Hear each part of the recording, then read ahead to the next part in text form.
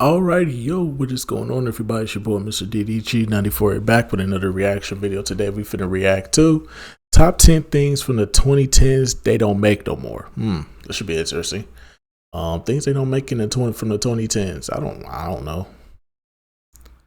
don't know. Logic. Apparently, Logic went out the window a long time ago, but it is what it is. But anyway, so without further ado, let's get right into it. We'll make this quick. Welcome to Ms. Mojo, and today we're counting down our picks for things that were around during the 2010s, but are no longer.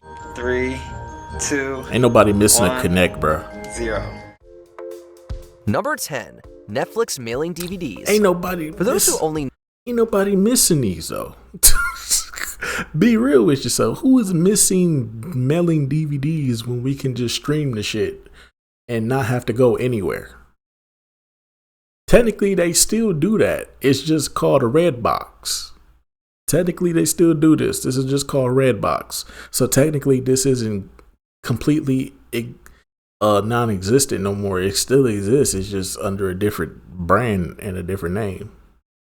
know Netflix as a streaming service, allow us to tell you about how the company started. Go to Netflix.com, make a list of the movies you want to see, and in about one business day, you'll get 3 DVDs. Netflix was always about movies. In the late 1990s, when they first came on the scene, they did so as a DVD by mail service. They would send you DVDs in the mail, you would watch them, and send them back. Keep them as long as you want without late fees. It was a great concept, and by February of 2007, they'd already mailed out 1 billion DVDs. Then they got into streaming. By 2009, streaming had overtaken DVD shipments, and the trend just kept growing. In September of 2023, Netflix sent out its last DVD.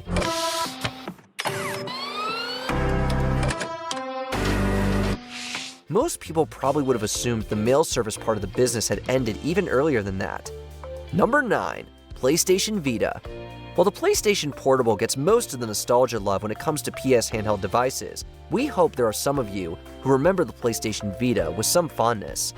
Was rumors going around that another PlayStation Portable is on the market, is on the horizon? So who knows? I'm here for it if they figured out another PlayStation Portable that's actually gonna do. I'm all for it. I'm trying to get my hands on a Vita right now. I got a PSP. Hold on real quick. Hold on real quick. I got a PSP. Hold on real quick. See, here you go right here. I got a PSP for work, so that way when I'm at work and I'm bored, turn this motherfucker on. Hold on. Turn on. Yes, turn on. Hold on real quick. Let me.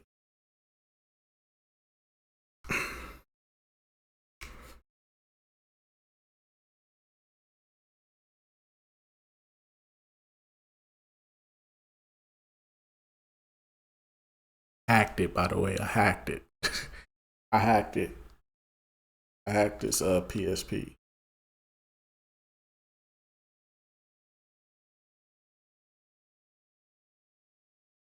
I hacked it, and the only reason why I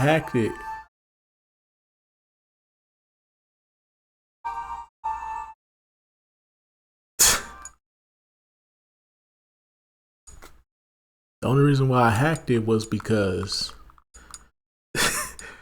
niggas be bored and shit at work. So I got all the games I want. I ain't gonna lie to you, bro. PSP got some ass games, bro. It's some games on here, bro. It's like y'all made these for no reason, bro. They got some ass games on here, bro.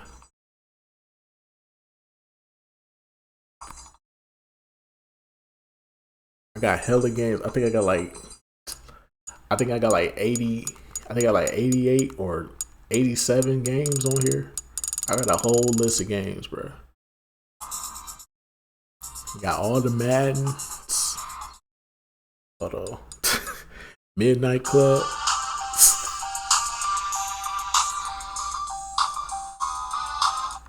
Mortal Kombat. Motherfucking NBA Ballers. Y'all see it. NBA. I got all the NBA lives. All the NBA lives on here.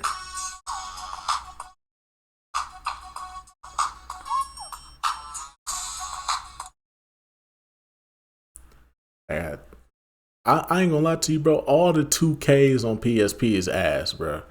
All the 2Ks on PSP is ass because they basically all the PlayStation 2 version of 2K. And they all ass, bro. They all ass. All the 2K.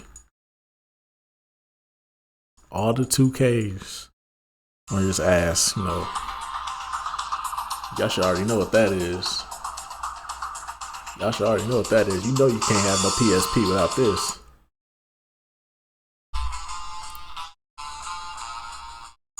I got God of War on here. Motherfucking Fight Night. Goddamn. Hold on. Oh shit, I don't have the wrong one. Yeah, the point I'm trying to make though is I got hella games on here. So yeah. I got a PSP, but you know, so I only do it for games. I'm trying to get my hands on the PlayStation Vita though. Because the PlayStation Vita, it can play PlayStation, it can play PSP games, it can play PlayStation 2 games, some PlayStation 2 games, not all of them, but it can play a little bit of them. It can't play San Andreas, sadly, but I think they said it could play Grand Theft Auto 3 with no problems, but I think Vice City and San Andreas it can't play.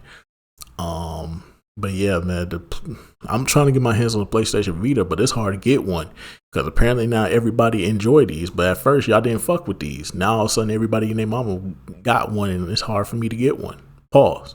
But you feel me? But it is what it is, though.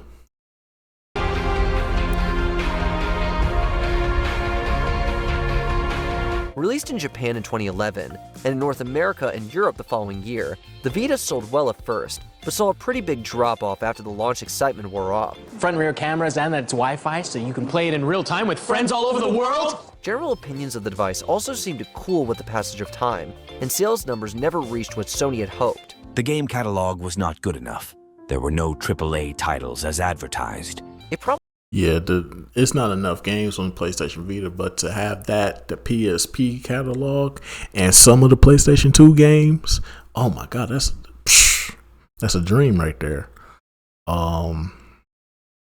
That's really why I want a PlayStation Vita though. And then on top of that, it's easy to emulate, so you can put Nintendo games on there too, Sega games on there. That's really why I want the PlayStation Vita, bro. I'm trying to hack that motherfucker, man. Hey, I ain't gonna lie to you. I looked up the hacking process, bro, for these handhelds from Sony. These are super easy to hack, bro. Bro, if y'all ever get y'all one, bro, super easy to hack, bro. Super easy, bro. Just make sure you get you just make sure you get a SD. Just make sure you get a memory stick. Just make sure you get like a memory stick with at least about 300 to 400 gigabytes, bro. If you're trying to get a good chunk of games, because definitely you're going to need a good chunk of games. I got 250 gigabytes. I got a 250 gigabyte memory stick, and that motherfucker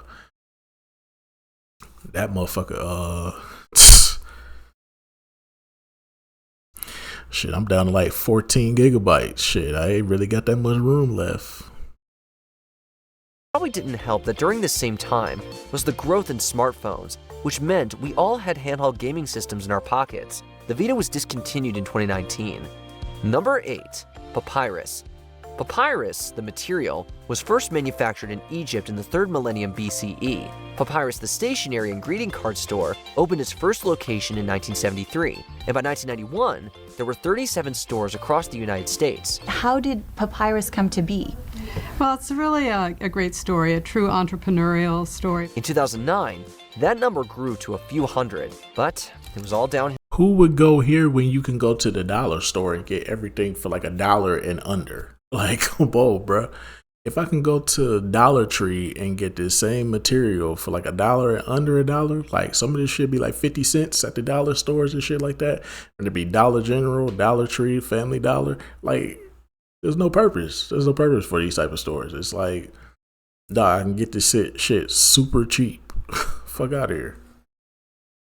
Hill from there. Papyrus has announced it will close all of its 254 stores in the coming weeks. Papyrus attributed their downfall to a few factors: overexpansion, an increase in digital shopping and subsequent decrease in in-person shopping, and strain from the 2008 financial crisis. In 2020, the Papyrus stores that were still around all closed down, and the company is no longer. The announcement comes after the retail group reportedly filed for Chapter 11 bankruptcy protection this month. Going out of business sales are now underway. Number 7. Nokia Lumia smartphone. We can't talk about the Nokia Lumia smartphone without talking about Microsoft's attempt to get into the mobile phone game in the 2010s.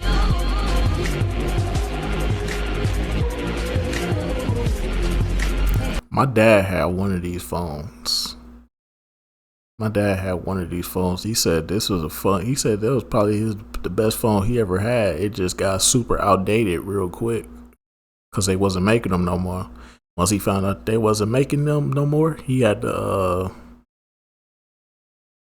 move over to the Samsung gang. I told him to move over to the Samsung gang, man. Y'all niggas be tripping, bro. Y'all need to get on the Samsung gang, bro. Stop messing with them weak ass iPhones, dog. Them iPhones garbage.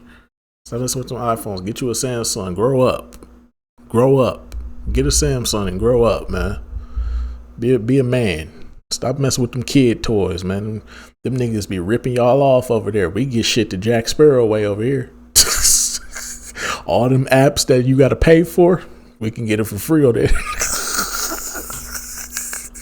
Y'all niggas tripping, bro. Y'all niggas really be out here getting scammed by fucking Apple, bro. Fuck out of here, bro. Grow up, man.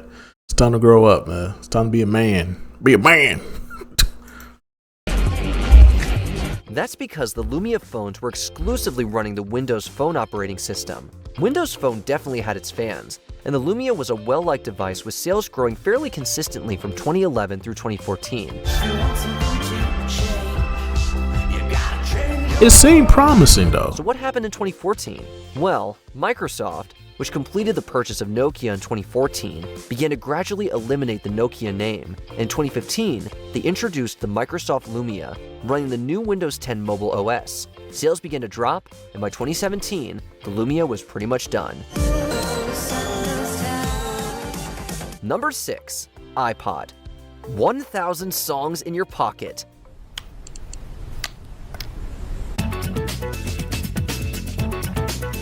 Well, these days, anyone with a Spotify, YouTube Music, or Apple Music subscription has way more than 1,000 songs in their pocket. Back at the turn of the century, this was a huge deal. The coolest thing about iPod is that your entire music library. Now, when we talking about iPod, are we talking specifically, tongue twister, are we specifically talking about just the iPod, the OG classic iPod?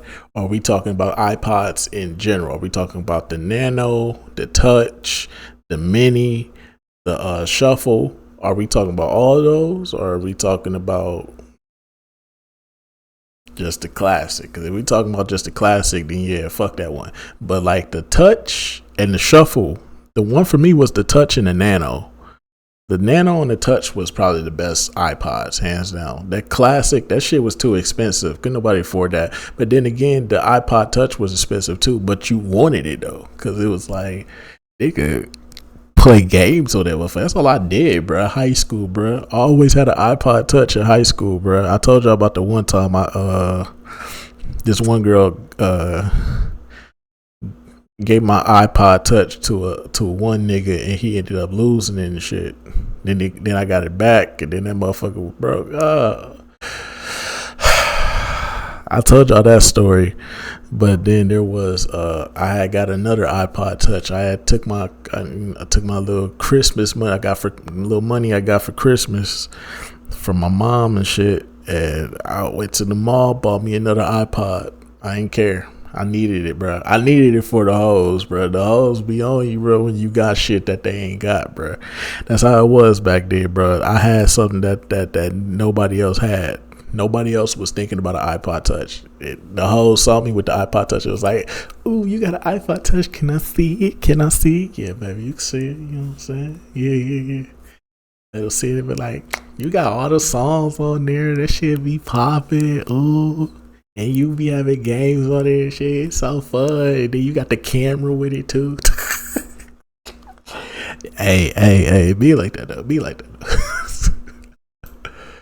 Fits in your pocket. When Apple launched the iPod line in 2001, the ability to load up all of our MP3 files onto one cool device was as exciting as the company's famed silhouette ad campaign made it seem. And remember the click wheel? How awesome was that?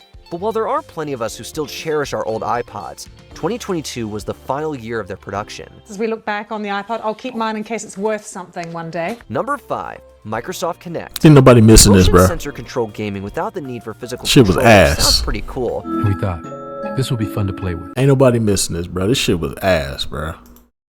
Hear me and hear me good, nigga. I'm here to double down. That shit is a 2-pack of ass. The fuck are you talking about? That shit stinks. That shit is fucking trash, dog. Get the fuck off the airwaves. Try it.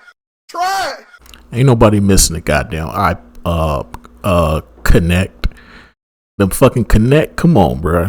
That shit was trash, bro. It didn't come with no games. It was trash. Bruh. Nah, ain't nobody missing this shit. Then they tried to make it permanent and shit. Remember they tried to make it permanent? That's why nobody wasn't going by the Xbox One at first. And that's how they fucked themselves up and fucked themselves up. And that's how they've been behind ever since, because they kept trying to push this shit on the people. Didn't nobody want this shit? You didn't do nothing with it. How you gonna force something on somebody you did not do nothing with it? And be like, oh, I mean, we're gonna do something with it in the future. You didn't do shit with this in the future. And then you got rid of it. Fuck out of here, dog. Fuck it. But I can't say fuck Xbox because I got an Xbox right now. But y'all, you stupid. You're stupid. That's stupid. Use your common sense. And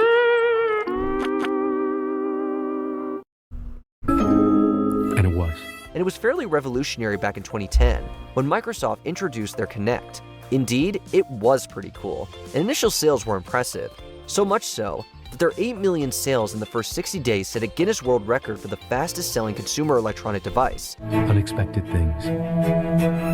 They said it was gonna do all this shit, it ain't do none of this shit. Hopeful things. But they couldn't keep up the pace. By 2017, after officially discontinuing the Kinect in favor of honing in on more in-demand products, Microsoft informed the public that they'd sold a total of 35 million units. They scammed the fuck out of people with this. What we'll do with Kinect next. We're just as excited to ask the world the same thing. Number 4, Wii U. The Wii U is often the forgotten Nintendo console. Time to upgrade to Wii U. Lasting from 2012 through 2017, the Wii U was the follow-up to the highly successful Wii and the predecessor to the popular Nintendo Switch. It had the cool, innovative Wii U gamepad with a built-in touchscreen, and it was the first Nintendo console to support HD graphics. Is that a shortcut? Maybe. But sales never reached the levels Nintendo would have wanted, and the Wii U became more of a bridge between beloved console generations than a standout device on its own. Sure, some of us still play on our Wii U's, but most folks have moved on in their gaming lives. And that's how it's done. Number 3, portable GPS units.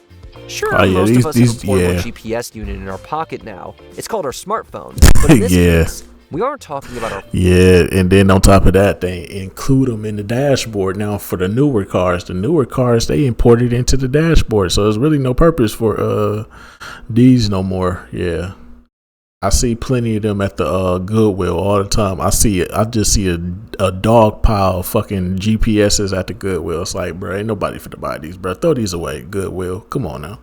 I probably like, what you doing at the Goodwill? Don't worry about it. Mind your motherfucking business. Phone with Google Maps on it. We're talking those old school, yes, it's already old school, Garmin or TomTom type devices with GPS and maps, and nothing else. Let's call it an early holiday gift. Nice. At the time, these personal navigation assistants felt like a revolutionary upgrade from paper maps, and they were. But with the explosion of smartphones and map apps, these devices have been rendered largely obsolete. Oh, yes! We built this city! Bum, bum, bum. To be fair, they do still exist, but serve a fairly niche market, primarily used for outdoor activities like hiking in remote areas. We built this city. Number 2, Vine. Ooh, You I might forgot think that about 6 Vine. seconds isn't long enough to do anything meaningful, but for 5 years, Vine proved that it most definitely was long enough. What is Vine? Basically, Vine is Instagram for video. The video sharing site that allowed users to post 6-second long clips became very popular and even launched some of its users into the limelight. Can you say Shawn Mendes, for example? Fuck out of here. Okay. Just hold the middle of the screen. Okay. In 2013, Vine was a revolution, but as competitors got into the space and creators started moving on to other platforms. Yep. I think, no, what happened with Vine was Vine didn't want to pay nobody.